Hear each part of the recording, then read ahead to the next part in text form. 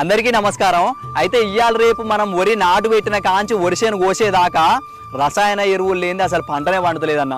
ఈ భూమికి రసాయన ఎరువులు ఎట్లా అలవాటు చేసినాం అంటే తాగుబోతోనికి మంది ఎట్లా అలవాటు చేసినాము, ఈ భూమికి రసాయన ఎరువులు అట్లా అలవాటు చేసినాం. నిజంగా అది అస్సలు మంచిది కాదన్న. ఫ్యూచర్లో చాలా ఎఫెక్ట్ పడుతుంది. మనం తినేది నిజానికి అన్నం కాదు, యూరియా డిఏపీలు తింటున్నాం. అది ఒక్కటి గుర్తుంచుకోరి. నిజానికి రసాయన ఎరువులు వచ్చిన కాంచి రైతుకు చాలా ఖర్చులు పెరిగిపోయినాయి అన్న. నిజానికి ఖర్చులు తగ్గించుకోవాలి, కొంచెం పంట ఏపుకు రావాలి, మనం ఆరోగ్యంగా ఉండాలనంటే పచ్చి రొట్టె ఎరువులు అని చాలా ఉంటాయన్న. జీలుగ కానీ, జనుము కానీ, పిల్లి పెసర కానీ, పెసర కానీ ఇలాంటివి చాలా ఉంటాయి. ఈరోజు మేము దారిలో పోతుంటే ఒక రైతు 5 ఎకరాలల్లో మొత్తం జీలు కలికిండు. నిజంగా చాలా అంటే చాలా బాగుంది. ఇట్లా జీలు కలుపుకొని మీరిగిన మనకు దగ్గరలో ఉన్న సహకార బ్యాంకులల్లో, మామూలు ఫర్టిలైజర్ షాపులలో దొరుకుతుంటాయి.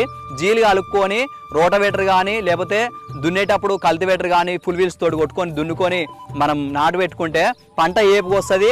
రసాయన ఎరువులు గిన వాడకం